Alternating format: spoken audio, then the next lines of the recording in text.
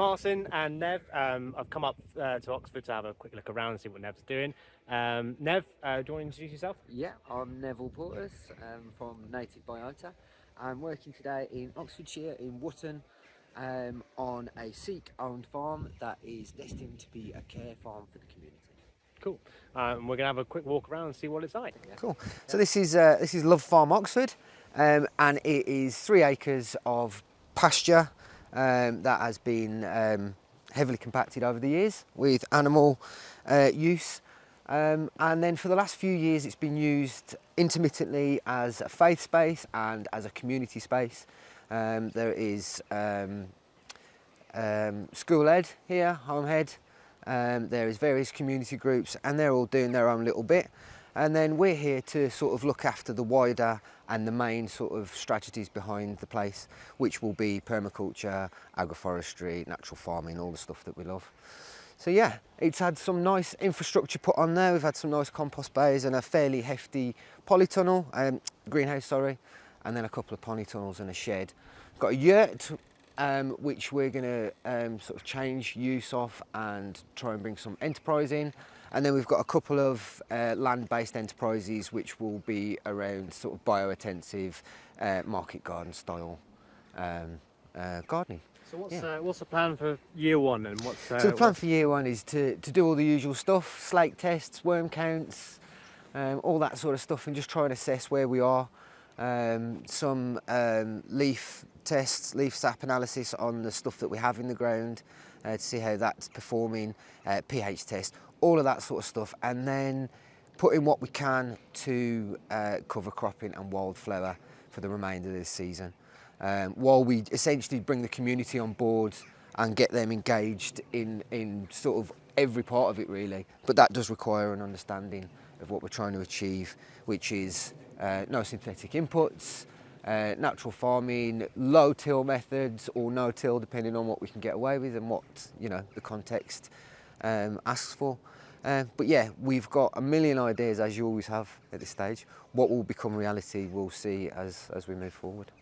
What's the output of the other side? What do you want? What's your kind of objective in 5 years' time? The objective is to have a community-centred farm that has multiple enterprises that can not only keep it afloat but have sort of green pathways for local schools, local community associations to how do you put it? I don't know. Bring the nobility back into land working. And I think that's the problem is that we're so distracted from this thing called the land that we should be farming on a regular basis. Yeah. I especially think kids need to be involved in this. I think both of us come from a schooling background, and we know that there are issues, unfortunately, in the curriculum, and it's not the teachers' faults, but unfortunately, it needs people like us to be able to educate the next generation to feed themselves. That's the key thing. Totally, and they're so eager for it. I mean, depending what age you interact with kids at. They're generally so eager for it. Their naivety means they have this connection that we somehow manage to disconnect sometime between secondary school and when you finish. But yeah, it's I'm guessing that you've kind of nailed to the bottom of it. It's the same as always. It's connection to the earth and nature. Yeah, it's funny because I mean, obviously, from my own personal experience with this kind of stuff, arthritis, I've realised actually there's quite a lot of understanding with ground contact, and if schools are able to have this on their doorstep on a regular basis, you'd be surprised how what the difference it would be with the kids. So. Yeah, totally. And all the academic and the education sector, they want to go this way, but it's the same as everything. It's budget, and it's most schools are pretty much on their knees as far as budget goes. So when you go to them and say, oh, we could do this, we could do that, you need to turn up with a funding path ready for them, which is possible and it's doable. But yeah, it's just kind of understanding, I suppose, what they're up against, and then getting spaces like this, making them available, doing all the the essential admin bits and the self-assessment, the health assessments, the fire risk assessments, doing all that stuff for them and allowing them to just come straight on here and actually get something out, or just get their hands dirty. That would be good, rather than signing bits of paper and looking at fire alarms and whether or not we can get off the site in time or whatever. So yeah, you're right. Essentially, connection to land through natural farming, and giving people maybe some sort of hope that we can control our own food system in some way or form. It seems to it's becoming a major thing for people. Yeah, and this is a problem that I think most people have, is that they just expect obviously a strawberry to be all year round, etc. And you know, I come from a farming background. I actually really like seasonal stuff. Yeah. And I'd like quite happy have carbohydrates from bulking for winter time when it's cold. Totally. And then in the summertime, you know, lean up again. But Totally. I think, you know, this is a thing with kids. They just need to understand that they can't have these things all year round, but actually there is a lot of choice. Yeah, yeah. So yeah, let's have a look at your beds and see what we've got here. Totally. So these are all no dig beds that were put in originally. They've got drip tape running underneath. Unfortunately, we've got plastic which we're going to try and get rid of, but that again depends on manpower, woman power, child power. As whether we can do that efficiently or not. But we're considering, basically these were put in at the end of last season and left. We've had some great yields. So as you can see, big no-no with garlic and onions is so many weeds. Apparently they don't like competition, and I agree with that, they don't like competition. But it's surprising what you can do, even when you've got beds as riddled as these. You can still get riddled. So obviously, people like our friend Josh Sparks would say that was a well, exactly. And actually, one thing I would say about weeds do tell a story. They tell a great story. They give you all the information you need, in all honesty, don't they? But yeah, I mean, Josh Sparks, in the last the last 12 months or so, is without a doubt my biggest inspiration. Yeah, Josh, we're not trying to blow smoke up your arse, but yeah. No, but he's free and easy with info as well, which I love. I've seen multiple podcasts, and he's quite happy to give this information up. He talks about his tree guilds, and he talks about the different species that are included in that. His seed pods, just all the great ideas that make intrinsic sense if you can, for 1 minute, stop being scared of the weeds. But yeah, he's an absolute inspiration, and so yeah. For that reason, this is quite a cool little thing to look at and behold. And yeah, things definitely still do grow. Competition is a fallacy. I think we need to go and have a look at your onions that you picked as well. Let's have a look and see what's there. Got some in here. Just trying to assess what to take out of the ground and what not to. Got little flat bottoms. I'm gonna find out what that's about. But I don't know, either some deficiency or maybe just compaction in the soil or what. But yeah, some absolutely beautiful garlics. Smells so good. These are amazing. These are from Tamar Organics, Valdor they're called. Absolutely beautiful. Been eating them all week, just green onion and green garlic. So good. But yeah, I mean, pretty much ready to go. Some more standard size garlics. But yeah, beautiful. Some lovely onions, some nice storage onions. And so these are destined for Vegan, which is the owner of the land. It's his vegan. It's not a takeaway. It's more of a sort of a meal delivery company. It's a ready meal delivery company that works within Oxford, and they're doing some great food. But yeah, the heart of pretty much all Indian food is garlic and is onion. So yeah, we're going to see what we can get and how long we can keep them going. Next year we will be completely catering for all of their needs. So did you do these last year as well? Yeah. How did they store? Yeah, really well. Cool. Yeah, amazingly well. Yeah, I mean, that's totally. what makes all the difference, is that it's great growing them, but also you need to store them. Yeah, well, it's just the issues I have with my own growing space is that I have onion fly, which is getting less and less and less, but it completely depletes your ability to store, and so you end up just eating as much as you can now. That's no good in winter. You want some niceness. And then this is a really nice greenhouse which just needs sort of sorting out really. I think the plan is to get rid of the beds and put in ground beds, so we can use it as a field to table kind of business in the winter. So what have you got in here at the moment?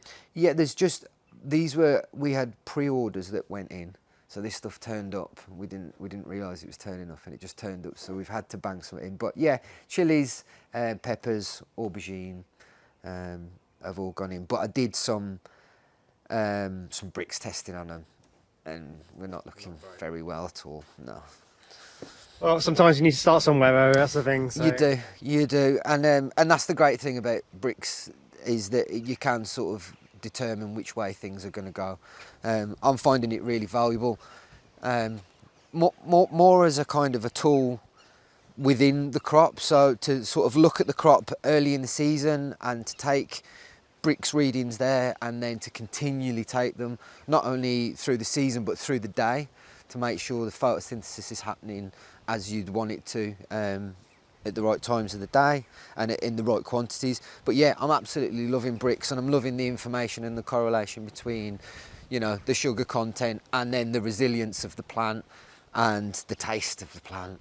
And that's one thing actually, you know, but I would love to have a bit more insight later on in this interview is, you know, that difference between a shop bought vegetable and a one that's grown. So yeah, totally. I mean, Brix gives you all of that.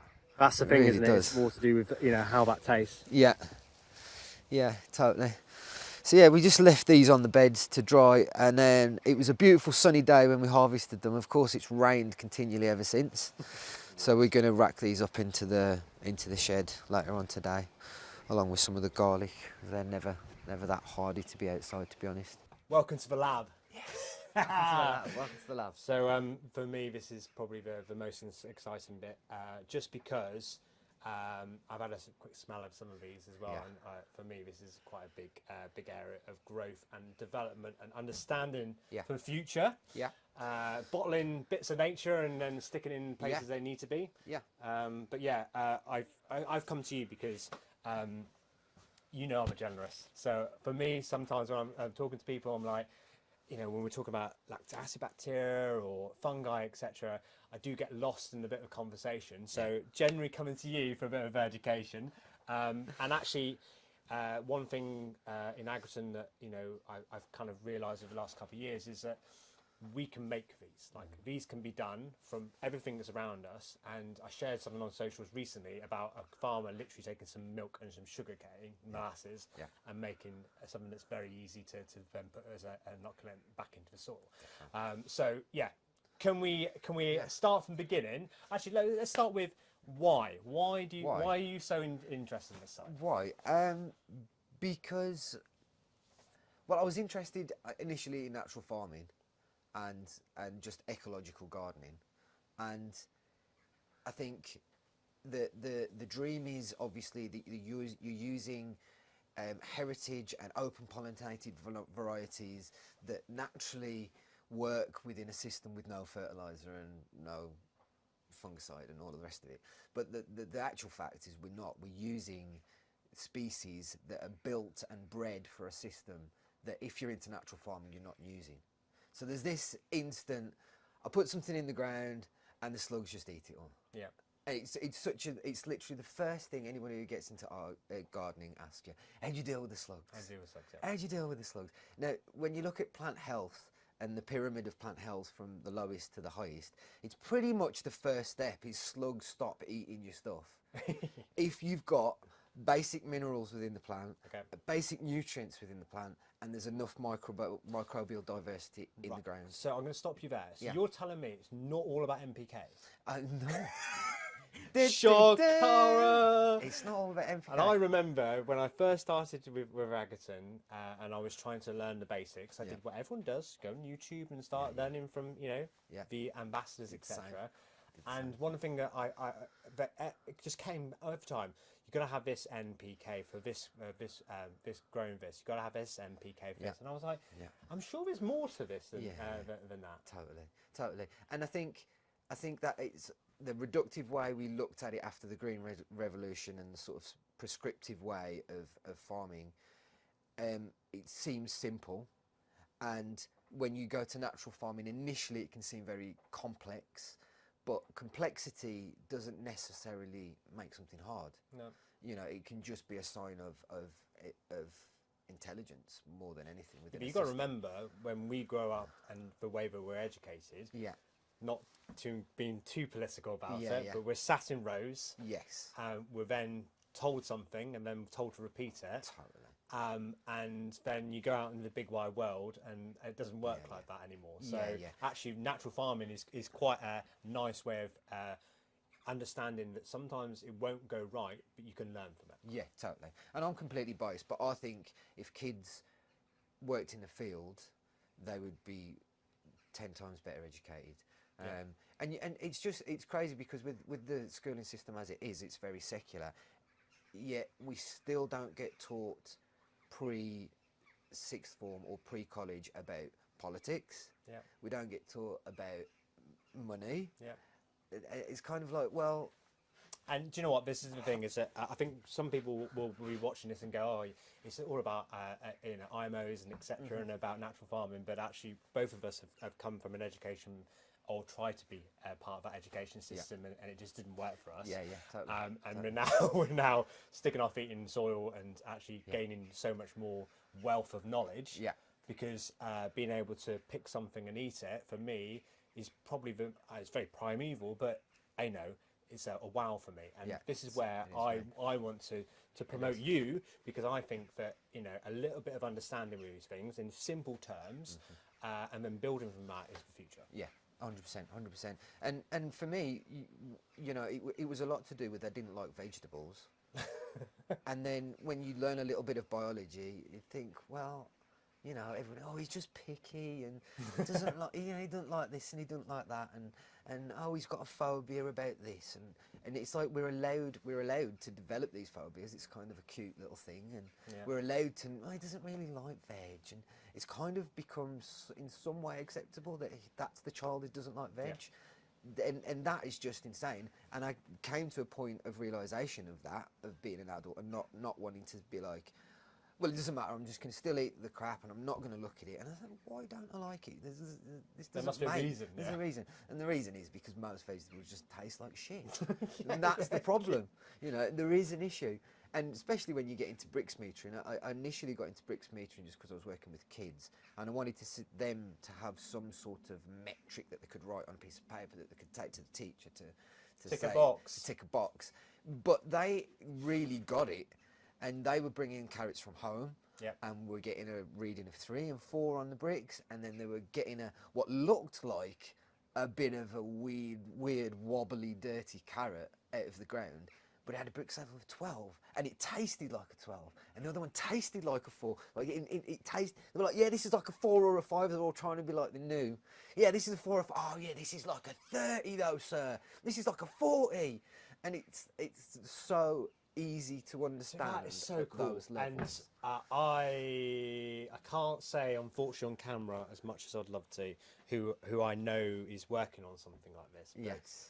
I am aware of a project Yeah.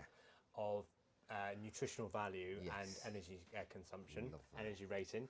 And one of them will be obviously Brix testing, which will also then create taste. Yeah. And that's a really important thing for kids to understand, is that 9 times out of 10, the reason why they don't like something is because it's a very, I'm going to say beige, most vegetables kind of taste the same. Yes. A swede, a carrot, etc., just because of the way that they're grown. Yeah. If you then put it into an allotment environment, and then, you know, obviously have something that's a bit more nutritious, you generally will get a sweeter taste to it. Yeah, totally.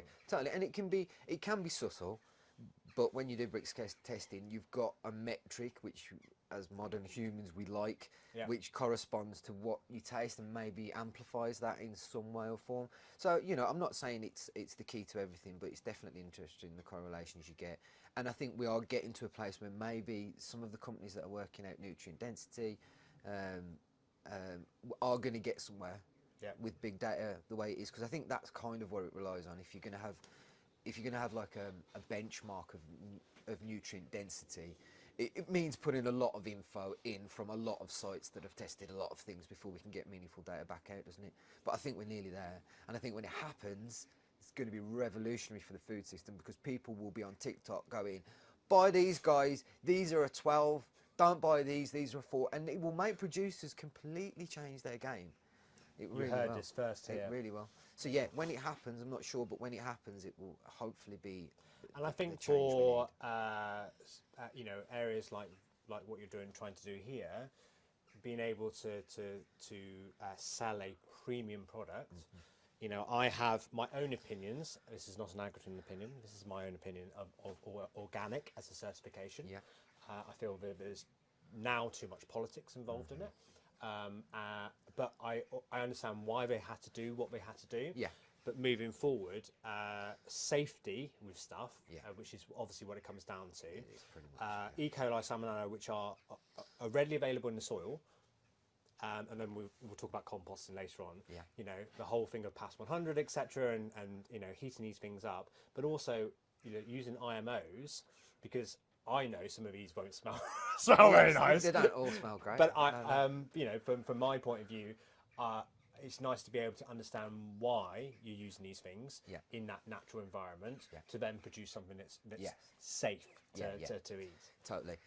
I mean, and that's, to be honest, that is one of the things for EM for me, is when we get into the composting world, I can make labs and I can make purple bacteria and I can make a proprietary mix, but I can't go into a university or a school with that and say, this is just something I've made at home, it's completely safe for everyone because I've tasted it, therefore it's safe for everybody. It just doesn't work. This is a product I can walk in with, I can show them a technical data sheet, we're away. That's all good. And so let's give a little bit of history of why we know each other. Yeah. So we met on the Mycelium network probably 4 years ago, something like that now. Yeah. And I was definitely a salesperson back then, and I'll quite happily admit it. I wanted to sell lots of products and didn't really understand what I was selling, got to be honest. And actually over the years, and what I've realised with EM-based products is that what I love about it is that whole, you can do DIY. People like yourself have taken it even further in the DIY activity and created something that's, you know, very good for restoring that microbiome, etc. But sometimes it just needs a little bit of a kick and a push. Easy one way. That's something that's just in a bottle. And I think that's for me is a really important part of that process. Because and one thing I want, you know, people to understand is that we all want to join on a certain part of that journey. And I think, especially for growing, and we'll go back to the kids and etc. If something doesn't grow, they get so disheartened. And actually, something like microbe activity is quite an easy thing to fix, i.e., just shove some Actifirm on it, just to give it at least the opportunity to be able to grow. And that's obviously, you know, something that's going to make a difference to that understanding of things growing. Yeah, totally. And our environment is loaded with minerals and nutrients because of the way agriculture has gone up to this point. So Elaine Ingham's thought of, in a tablespoon of soil there is pretty much everything you need to grow something within wherever you go. All you need is the microbial input. I agree to a certain point. I don't think that actually transfers when you get into a big agricultural project that's been growing monocultures and what have you. There is going to be minerals missing, select minerals, which are important for the growth of every plant. But I think for the rest of us who are growing on small, medium to large even, the whole sort of, we've just got to keep the microbes on the good side rather than the bad, and we've just got to have a plentiful array of trace minerals. We should be okay, and that pretty much is it. Organic matter, microbes, and minerals. Everything else will nature will just do the rest of it. That is it. Well, as long as they don't block out the flaming sun, that is, and we've got no sun, because don't even go there. We're not even going to go in that conversation about it. But we need the sun, right? We need the sun, and these factors, I suppose, are essential. You know, if you're not getting 100% photosynthesis, that is the first place to start. And these things are easily fixable, easily remedied, and quite easily sort of found, you know, diagnosed. Interesting. So obviously 4 years ago we met. I loved your enthusiasm. You were involved in DT Derby, weren't you? And the project up there. And our first interaction was. Do you want to tell them about the shitty compost that you? Or the not so great compost. It was shitty compost. It was shitty compost.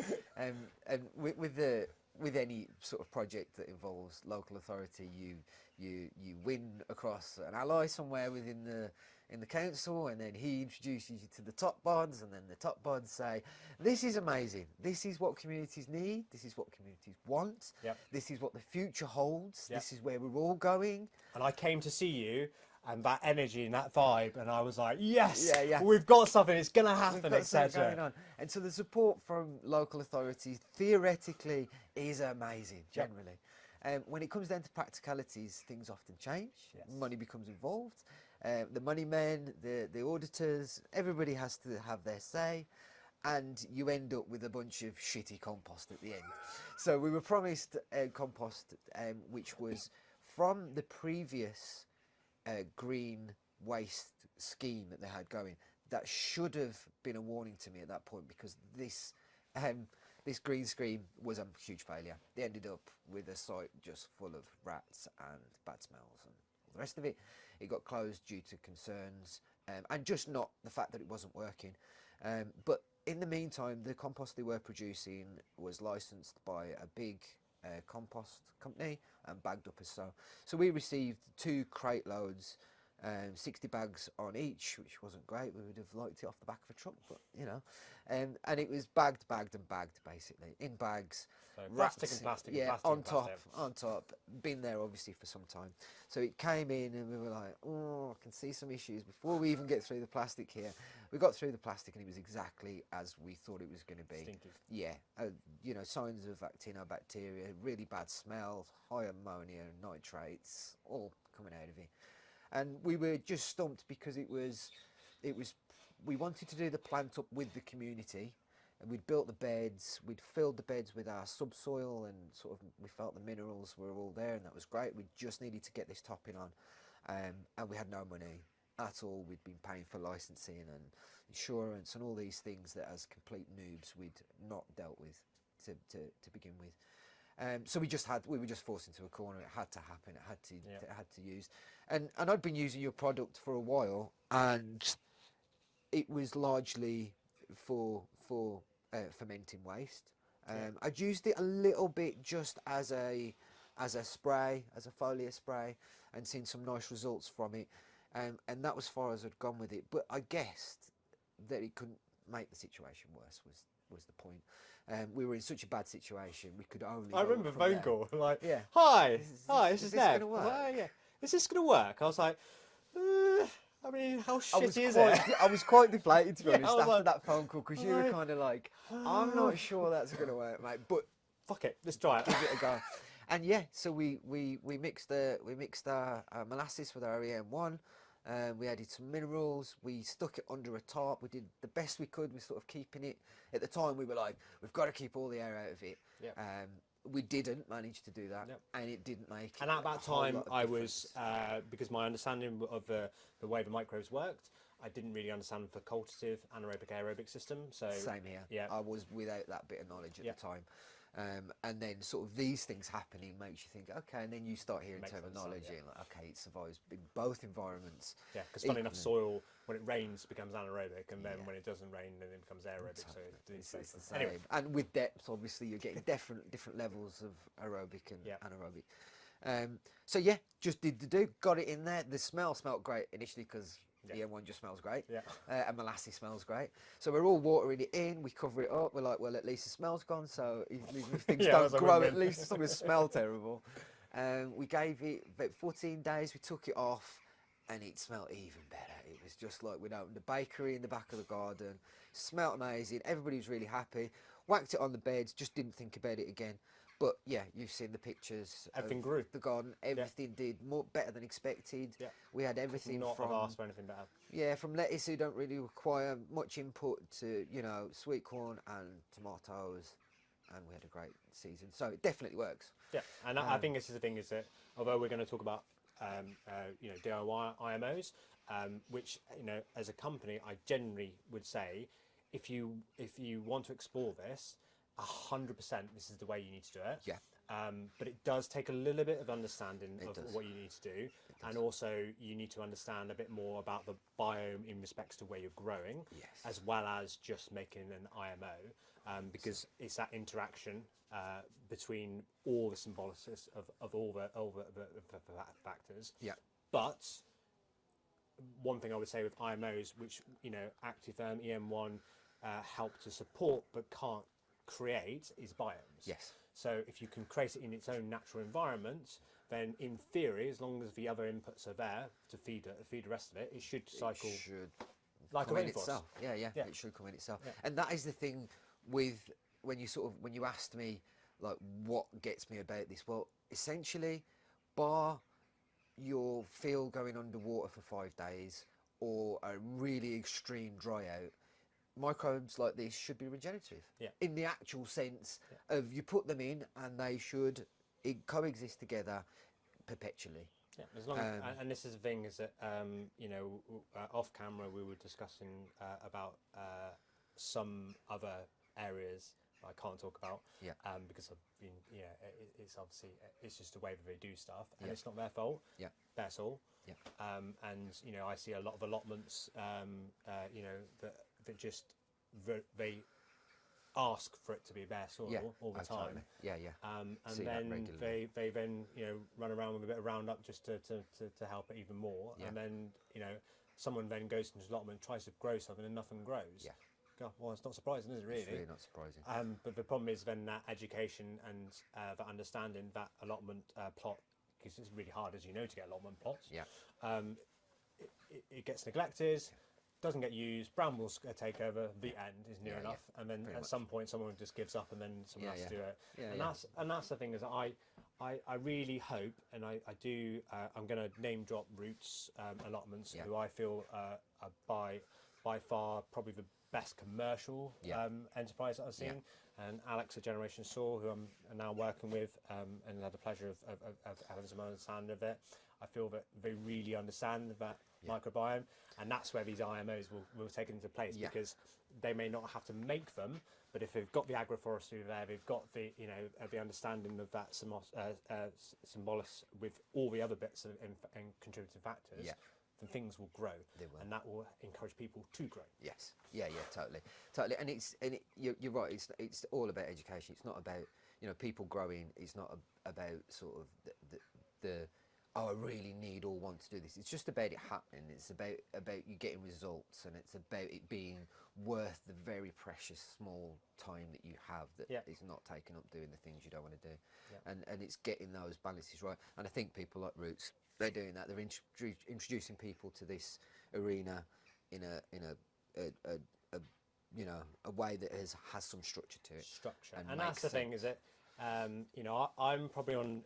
I'm definitely on that edge of the hippiness in respect to stuff, because for me, things like energy and energy transfer, etc., for growing plants. Don't worry, we're not going to go too much into this today.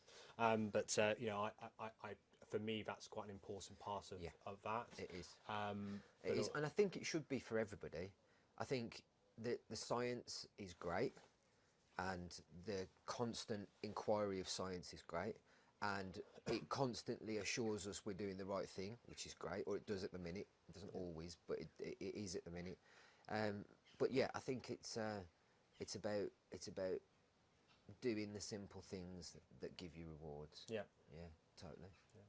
This is, for me, an amazing array of different colours, different smells, etc.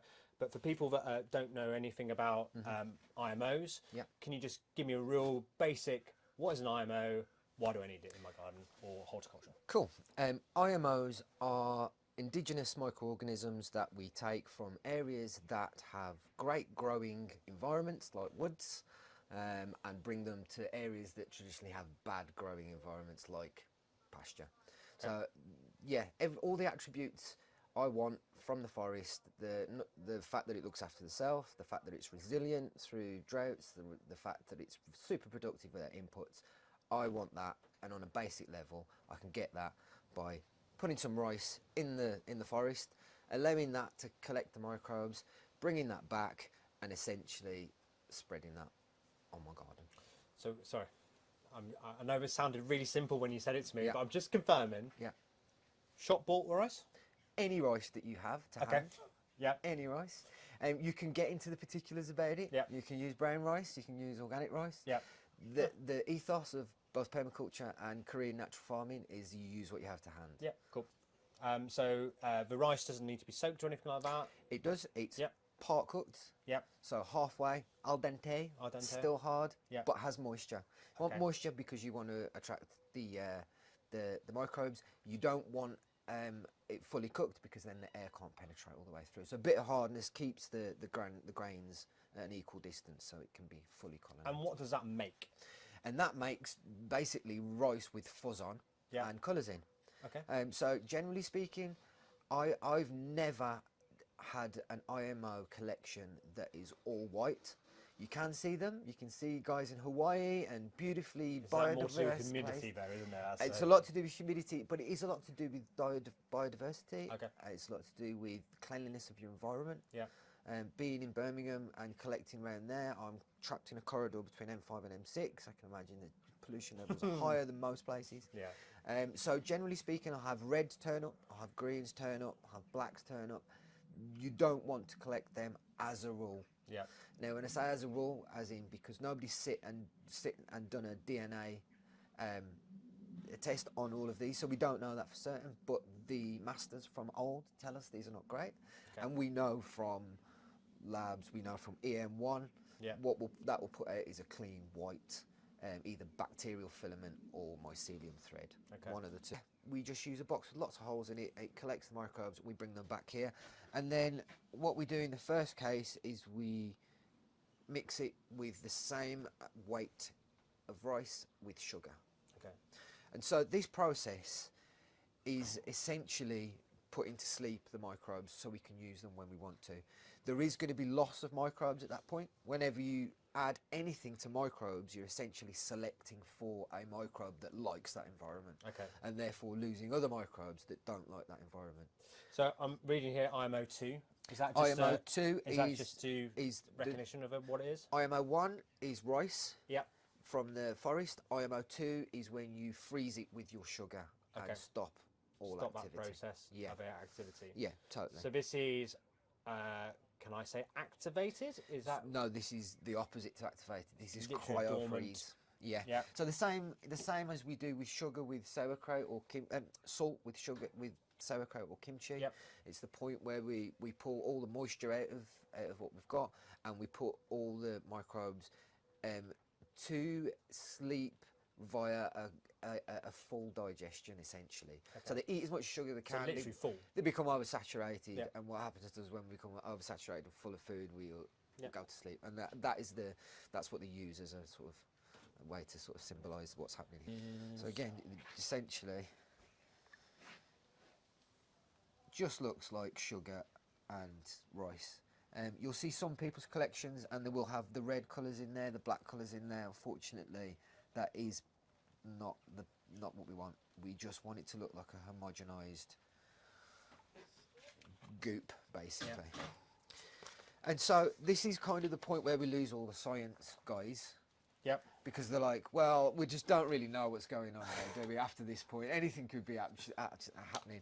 And well, because I mean, I'm looking obviously the tops. First things first. It's not sealed. Yes. So therefore, there's stuff obviously happening externally that's making a difference. Yes. So my question would be, you've obviously done the process of rice in the forest environment where the control is really obviously it's in an environment where it's going to be quite concentrated with microorganisms. Yeah.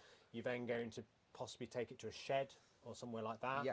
Less interaction with nature. Yes. And then obviously it's going to be moved around. Now, does that harm the product? Is it better to keep it in the forest, or is it better to? I mean, ideally, you would keep everything in the forest. You'd make your compost in the forest. You'd do everything in the forest. And then bring it out to use it. Yeah, but it's a practicality thing. Here, we haven't really got any thickets. There's a couple of thickets up there. Went and had a look. I mean, you're looking for that woodland duff. And when you pick it up, you want to see mycelium thread and all of that sort of thing to show you're in the right area. a lot of these trees are fairly old, but I think for the majority of the life they have been quite heavily maintained underneath. So we're straight onto just bare soil around here. So the problem is we can't grow in the forest because of light, else that would be the best case scenario. So yeah, I'm guessing every stage from that forest you are losing some of those microbes. Okay. But I think the biggest loss of microbes would be putting the sugar in. I think all your protozoa and what have you, they're instantly just going to explode. Their heads will pop. In respects to application for this, so I've got my I'm going to call it a starter in respect to ways. What do I do with it now? Yeah, so this is IMO2, this is IMO2 collection 2. So these are from 2 different separate places. Yep. I've got another 2 out this week, plus 1 that's local. So that will be 5 IMOs that I will combine all into different one. areas? All different areas. Okay, cool. That I'm going to combine into one. Now this geolocation will then select what microbes it can support and what microbes it likes. Yep. So not all of them will win.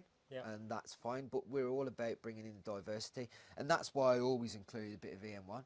Again, it's diversity, okay? It's lab grown, and the precursor or the originals were probably from somewhere else in the world, but all the same, it's diversity. And that's the thing that I've learned over the years of our products, especially an activated version with Actitherm and EM1, is we are a facilitator for the environment. Yes. And it's a good way of putting it. Yeah, and for me, that's a really important part, because you need to think about contributing factors for everything, but also having something that's locally based with some support from, a man-made product. Yes, of course, being fully specialised just for the area will make a massive difference, but also having a stable product that can then be replicated. It is the point. That's where you need to have that stability of it. It is the point. When I make labs, I will have a fail every sort of 5th or 6th one maybe. Yeah. Which if I was in a commercial setting, I wouldn't be able to deal with. Yeah. It's fine. So how long does this take as well? So yeah, it time-wise? depends. It depends on the environment again. So more moisture, more heat, quicker. Yeah. Generally around about a week. Yeah.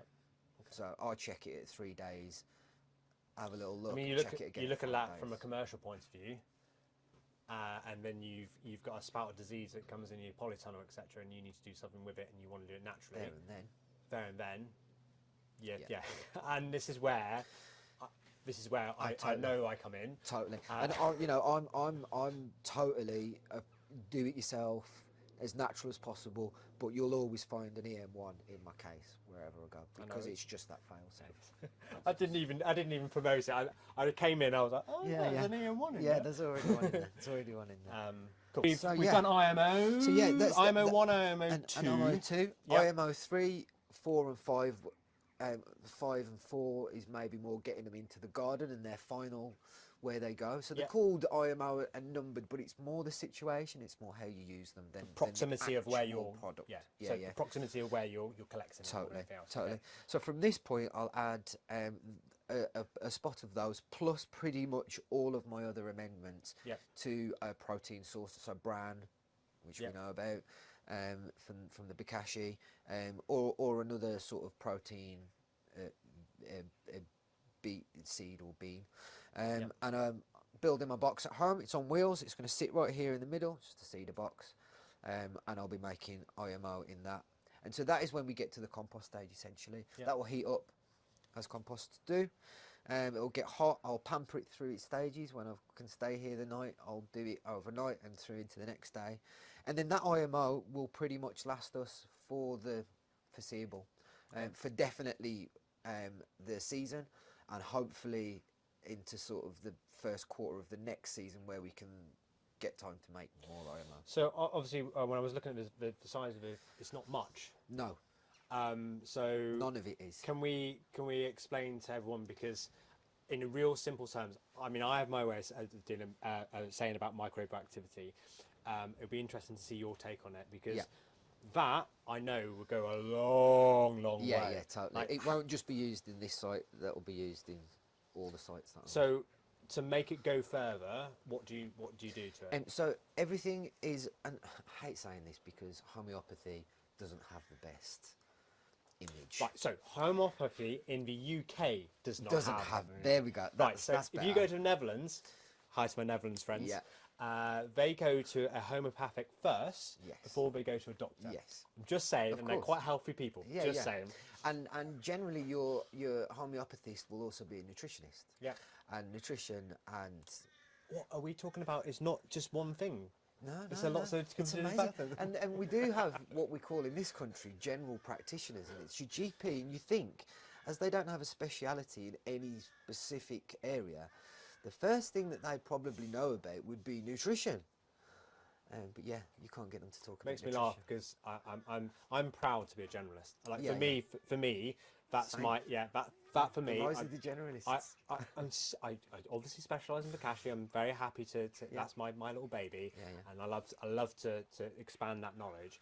But I'd rather be a generalist than a specialist because in my environment of talking to people like yourself and actually just my general knowledge about living as a human being, I just like to have a little bit of chunk of information. And actually, sometimes I do go down this path, and then I end up, you know, the neurodivergence sometimes takes you sometimes I'm like, into a oh, here we focused go, I'm rabbit in that hole. And my Yeah. wife's like, are you all right? I'm like, quite yeah, regular. I'm just really deep in this now, like really deep. But I think, and this is the thing with IMOs that I love so much is that a little goes a long way. It does. And I think, you know, for especially for allotments and maybe, you know, natural horticulturalists that want to kind of, you know, create their own disease suppression, I think this is definitely the way to do it. Yeah, definitely. So let's have a look at the rest of them. So Both FPJs to start with, a knotweed FPJ extract comfrey, FPJ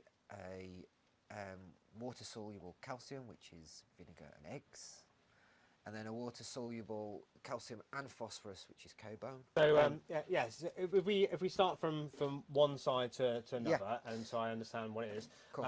Can I put my nose in there? You can get your nose in cool. there, mate. You know, Let's get them all open. So what we got here? We've got knotweed extract to begin with. Japanese knotweed extract. Hold on, whoa. Did you just say Japanese knotweed? I said Japanese knotweed, yeah. My favourite invasive. Right, you look at the scared face now. It's hilarious, especially if people are in the property market. Yeah, That's when you get scared faces. I was told by my wife, because for some reason in my head, because, you know, I'm very aware I'm on that spectrum, Yeah. I kept saying Japanese knotweed. What I was trying to say was bindweed. Right, okay. But in my head, it just became Japanese knotweed every time. Oh yeah, that's but that was because definitely different things. definitely different. And as I'm selling the house, we will not talk about Japanese Don't knotweed. mention. No, every day. Oh, but there's definitely bindweed. Yeah, you can't that's get fine. away with it. That's fine. That Right. doesn't bore through your walls. No. So let's talk about Japanese knotweed, Yes. which obviously, from a public's point of view, is danger. It is. It's danger, but there's a lot of it in this country. Yeah. The only thing you have to watch with is that it could be being treated. Okay. If it's being sprayed with glyphosate, you don't necessarily know with Japanese knotweed because it's so vigorous that it can kind of replenish its chlorophyll really quick. Even though it's breaking down, it still kind of looks green. So you just have to be careful. Maybe watch it over a period of time rather than just jumping in. But you can tell if something's been sprayed, the leaves are gonna be a bit gnarled. It's not gonna look good. The one thing with Japanese knotweed is no matter where it grows, it always looks amazing, and that is the attributes that we're trying to get in this process. Anything that grows in your environment beautifully well without any help or assistance is what we're after. So bindweed, you can class it knotweed as in it's very vigorous. The roots are great.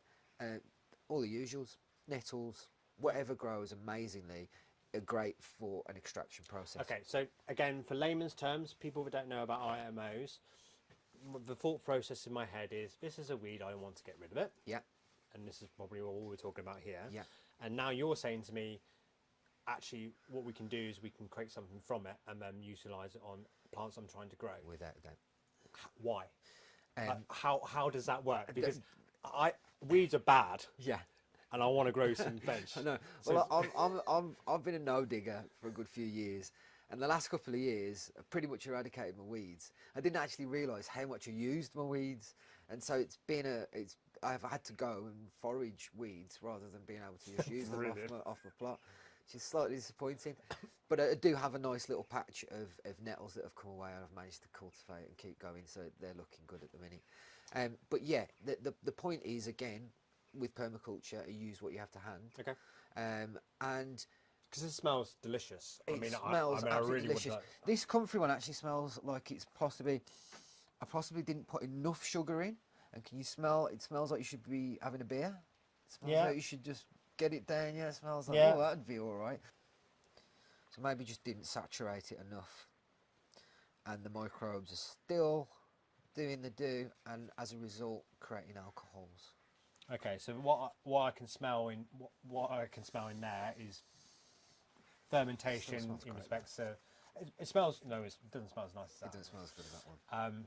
But so the funny thing is, we're obviously moving up the scale. Yeah.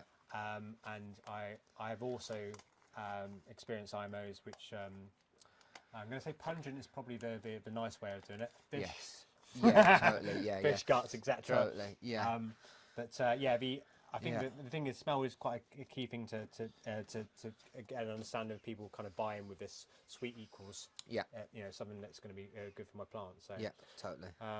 So these are weed based. Yeah. So they're weed. I mean, we use comfrey quite a lot. Probably wouldn't class that as weed, but everything else but you can literally make an FPJ or an fermented plant juice or fermented fruit juice, so FFJ. Yeah. Both do the same thing essentially. Okay. But you use them at different times. So you use them if these are taken with sort of green vegetative growth. Yeah. That would be the phase of the plant you'd be using it in, and if you used fruit, you'd use it in the fruiting stage of the plant. Okay. So you're collecting the enzymes essentially that are being produced at that stage of the plant growing. So I'm going to put you on the spot. If people are watching this and want to know more about this, do you offer courses or yeah, I mean, there's lots of information on our socials. There is this book which is by a friend of mine, David, and you can pick this up. This is Korean Natural Farming Recipes, Solutions and Applications, and it's Bala Botanicals is what he goes. And it's really good because it doesn't go into either the esoteric part or the sort of chemical part. It's just literally a playbook. So oh wow, like lab. From a visual point of view, that's cool. That's what that's what he used to do in his previous job. It was training manuals and that. So it's perfectly designed for that sort of thing. Literally steps 1 to 10 or 1 to 4, and it goes all the way through pretty much everything that you could want. So yeah, shout out to David. He's done a lot of work. The nutritive cycle, which is what KNF largely works on. Okay. So things like FPJs are used at a certain part in the cycle. Things like your extractions, mineral extractions, you use at a different part. So we talked about weeds. Let's get back to these. Let's go back to so the next stage would be. So these, it's more what they carry. So these are carrying enzymes. They're carrying IMOs again. Yep. So for the knotweed and for the comfrey, I picked them before the sun hit the plants. Yep. So they were still full of the microbes. Yep. I'm then putting them into a sugar solution. This is microbe orientated. So it's microbe orientated, but it has enzymes that are applicable to the nutritive stage of the plant, whether that be in veg stage or fruiting, flowering stage. So we've done microbial. Yeah. Let's go on to the next stage. So with all of these stages, we're doing our usual human thing, which is try to quicken things up, try to break things down quicker, try to preserve things, and vinegar extractions explain that beautifully. In the environment, lichens and mosses, they give out enzymes to break down rock, which turns into minerals, which can then be used by the plants, which can be then part of the environment. And this is what we're doing in this stage. We're just using a standard vinegar. These ones we used with brown rice vinegar. I got a job lot of these because they were going out of date in 2026. Brown rice vinegar, this is what is used all across Asia to do this process. I generally would use apple cider vinegar because that's our indigenous vinegar. With the mother in it? With the mother in it. Without the mother in it, doesn't really matter for this. This can be as cheap as you want, it can be as expensive as you want. It doesn't really matter for this process. We're literally Malt vinegar? Not malt vinegar. Okay. If it's Okay, gone I'll through, learn something new. yeah. If it's gone through a process, a high energy process like malt does, it's of no use. Okay. All of these are naturally made vinegars, so it's generally just water and an input left for a long time. Yep. And so we've got two here. One which is WCA, which is made with eggshells. So this is eggshells. Literally toasted eggshells. You put 10% eggshells of the 100% you have of vinegar. You leave it for a few days and it extracts. Does this come with a warning or not? No, not really. I mean, it's a bit eggy. It's a bit eggy, I suppose, but you know, it's I vinegary wouldn't more. say- than Yeah, more vinegary. Yeah, you can smell a little eggy kind of animally little undertone bit, with that. yeah. We'll try this one. See what you think with that one. That smells a bit different. So what's this one? And that one is K-bones, so we get phosphorus as well as calcium with that. Okay. And these are just, you know, there's a broad spectrum of trace minerals that come with this. Yeah. But these are just the major which help you. It makes me laugh because I smell these, and I know my wife would, you know, I mean, she'd be gagging by that. Yeah, totally. From someone that's had a Bokashi bin fail. You sit. And my colleague Becky, just a shout out to you because you described it very well. I think it was called death juice, if I remember rightly, is the way you. It's nothing like. I can tell you when you had. I had Bokashi, which had gone through most of a fermentation process, and then the lid left open after a week. And after a week of hot sunshine, etc. Bit of heat on there. Oh yeah, Bit of 30 degrees on there. these smell delicious. Yeah, totally. So this one is sorry, going back to this one. So it's K-bones. Yep. Any land dwelling animal Yep. that's of a certain size, so anything above chicken. Okay. Chicken bones don't have a massive amount of phosphorus in them. Okay. Pigs, great. Lamb's great. Cows, great. Yep. Again, use what you have to hand. What your butcher has. Yep. Go in and ask, oh, you got a bone for the dog, mate? I tell you what, They'll this is, give you and this bones. is an interesting thing because, you know, not trying to stick you in a box or anything, but Yeah. obviously we're talking about animal orientated here. Yes. Your thoughts on that integration between, you know, growing vegetables and using animal-based products? Yeah. I appreciate. I'm not talking about the ethics. Yes, yeah, Because totally. I appreciate that you, and I know you very well, that animal that you've purchased, etc. You would have done your checks in it. Yes. I'm just talking more about that interaction of, you know, animals and growing vegetables, because obviously there are people out there which will go absolutely not.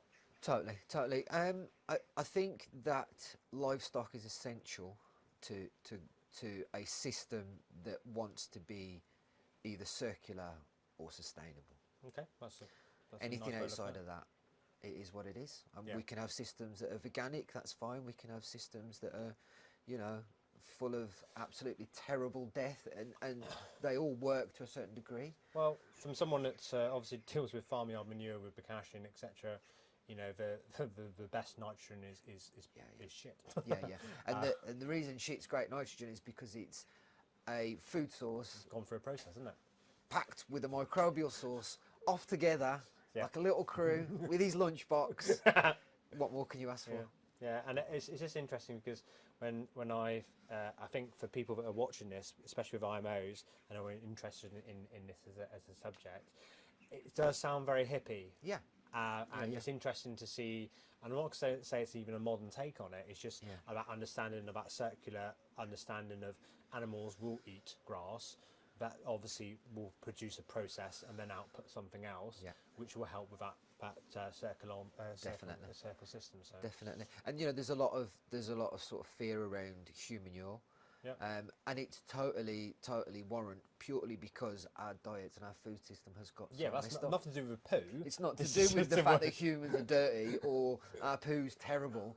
It's to do with what we eat. Yeah, processed food. Yeah. And then, you know, steroids And steroids. antibiotics. Antibiotics, yes. Anything that's, in respect to unnatural. So yeah. Definitely another podcast soon. Yeah, totally. Human Need to get Nicky because I in for love that it. one. I think it's great stuff. Nicky's your man for human. Yeah, shout out to Nicky Scott for Yeah, he's definitely a human manure Definitely. guy. Right, so let's go on to the just end. a little bit more about extractions. Yep. You don't have to keep them to animal products. Okay. This is drying because that will be a vinegar extraction. What's this? That is, I can't think, absolutely lost my memory. The prehistoric weed that we all hate so much. Oh, mare's tail. Mare's tail. Yeah. Again, another one that is, you know, you can kind of tell by what you're about to extract what it's going to hold, and these don't have a high moisture content, so it's not really good for FPJ. You need a moisture content because you're putting it in the sugar and you're pulling out the liquids, but it's great for an extraction because of the low sugar. If you put, the low water, if you put high water content stuff into vinegars, it then goes off. Okay. So you need to be using stuff that's either dried, fully dried, or has a low water content in. Mare's tail is a minor in the soil.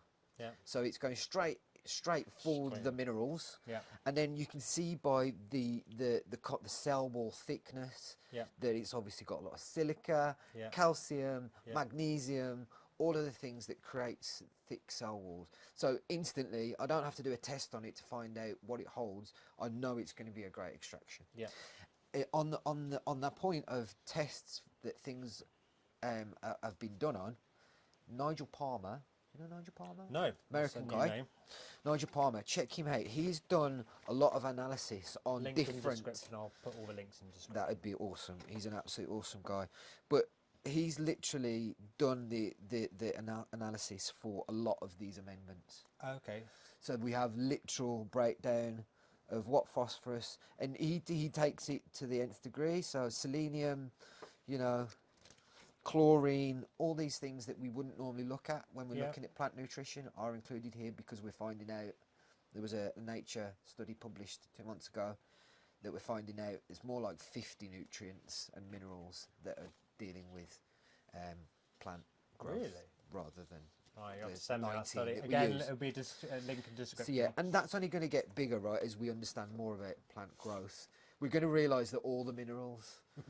I'm smiling because... They're all necessary. We've lived in a society where ignorance is bliss, but we've destroyed it so much that we unfortunately have to go to so much detail to even understand and because what's we've become going so on. obsessed with metrics, we can't just trust that our environment will bring us them all. We have to analyse everyone. But if you're into analysis, check out Nigel Palmer and the work he's doing. Cool. It is pretty much amazing. So that will go into vinegar. That will be extracted, and that will be a foliar spray when I need a broad mineral trace. And when we were talking about... And sorry to stop you there, but my understanding of IMOs is definitely getting better because of this conversation. Not that I'm trying to blow smoke up your rear end again. But how do I know? Like, how do I know how to apply this? What I mean, it's all great having all these potions. Yeah, totally. So, if I'm going for even just use these two, how would I know? Well, they're generally used as an entourage together. So whatever I use a sugar-based input, I will always use a vinegar-based input because the synergy between the vinegar and the sugar is something more than its parts. We don't know what that is yet. But it's something. It's definitely helping. It's buffering the pH without a doubt. But there's some synergy between the two that definitely is more than the sum of its parts.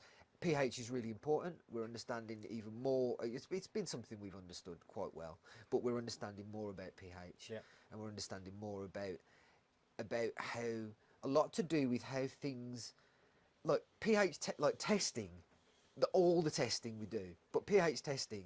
You know, you take a bit from here, take a bit from here, take a bit from here, put them all together, and wash them all up, and then I test them. I'm getting a mean average, but I could have two high deposits of minerals on this side, two low deposits of minerals on this side. I could be getting anything, which is what we know, but it's our best efforts, right?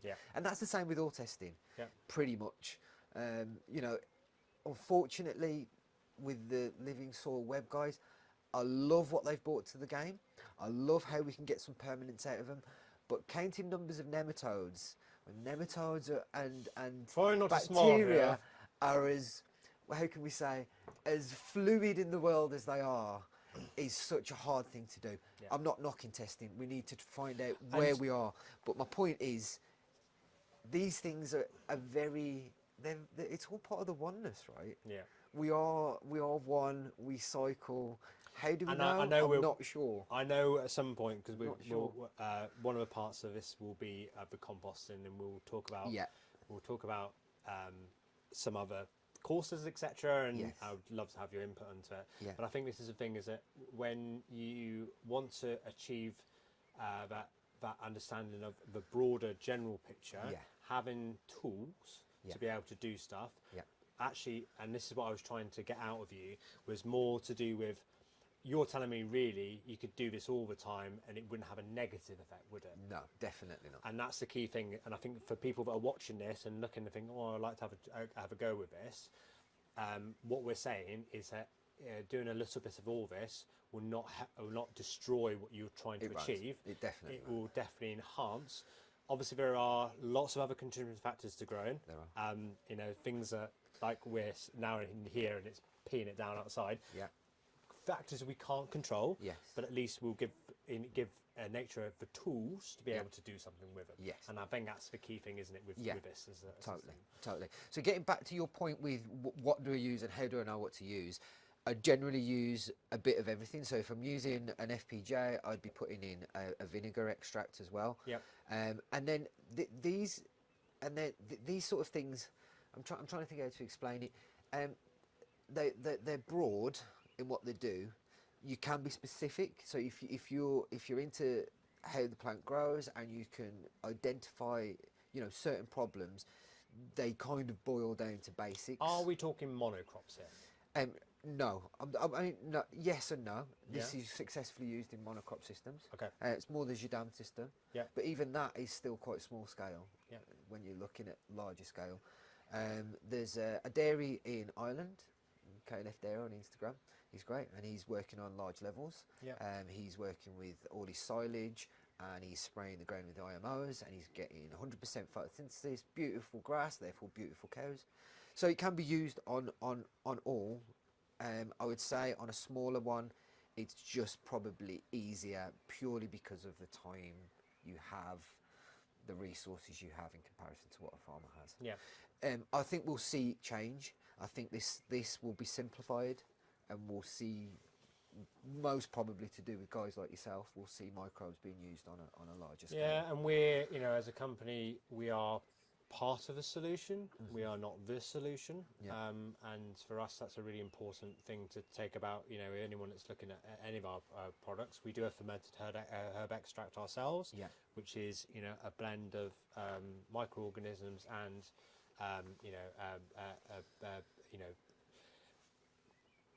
readily available solutions for fermented herbs. Yeah. But for us, as we've always said, is that if we at least give the tools to be able to do something, that nature may need a help with, at least they're there. Yes, That's that is the point. That is the point. Yeah. And if we, this has got calcium written on it. If we're seeing problems around calcium and magnesium, which if you're into growing, you'll be able to diagnose, then it's a great way. Foliar spray is just great because it's so immediate. Yeah. Whereas you put some lime in the ground, you're going to have to wait a couple of months for all that to start to become a part of the food web before it's then. I'm trying to be serious with this, but what my thought process is, when we're talking about farming generally and monocrops and etc. and putting nitrogen on the soil or putting nitrogen on the leaf, and everyone likes to put some ground on. Anyway, Totally. Just saying, but maybe there's some there's a difference, and this is why this methodology, it really does teach you, like, how gardening teaches you to be patient when you first start.